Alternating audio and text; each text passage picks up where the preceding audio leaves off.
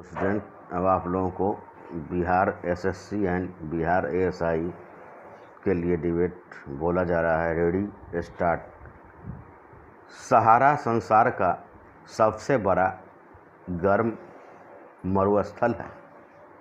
वहाँ हजारों वर्ग किलोमीटर के ऐसे क्षेत्र हैं जहाँ यदा कदा ही वर्षा होती है।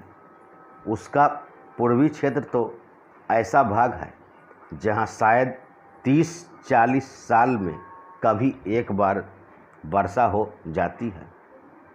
भारत देश में नदी जल प्रकृति की बहुमूल्य देन है। इस जल का उपयोग न सिर्फ आर्थिक विकास के लिए आवश्यक है, बल्कि देश की बढ़ती हुई जनसंख्या को खाद्य सामग्री की ज़रूरतों को पूरा करने के लिए जरूरी है। असमान वर्षा के कारण जल को एकत्र करने के लिए बांध और जलाशयों का निर्माण भी देश की उन्नति में सहायक सिद्ध होगा। महोदय, आजकल एवं कुछ शताब्दियों से भारत की जनता के बीच इलाहाबाद शहर का नाम बड़ी श्रद्धा व लगन के साथ लिया जाता है। इसका कारण है कि वहाँ पर तीर्थ राज संगम की महत्ता।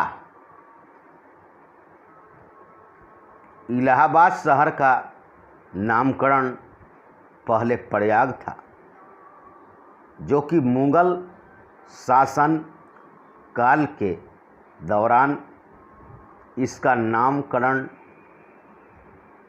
अलाहाबाद रखा गया। यही नाम कालांतर में आगे चलकर इलाहाबाद के नाम से प्रसिद्ध हुआ। महोदय, देश की संसद हो या राज्यों की विधानसभाएं, अध्यक्ष या पीठासीन अधिकारी ही सदन की मान मर्यादा का रक्षक माना जाता है। उसका सर्वोपरि दायित्व है कि वह शांतिपूर्ण ढंग से सदन की कार्यवाही का संचालन करें। बड़े दुख की बात है कि पिछले कुछ समय से सदनों में हमारे ही सदस्यों द्वारा किसी न किसी बात पर हंगामा खड़ा किया जाता रहा है, जिससे कि सदन की कार्यवाही घंटों रुकी रहती है। इस प्रकार के द्वारा टैक्स में वसूला गया मेहनत का पैसा बर्बाद रहता है। इस प्रकार के व्यवहार एवं आचरण से निश्चय ही हमारी लोकतांत्रिक संस्था की महान क्षति होती है।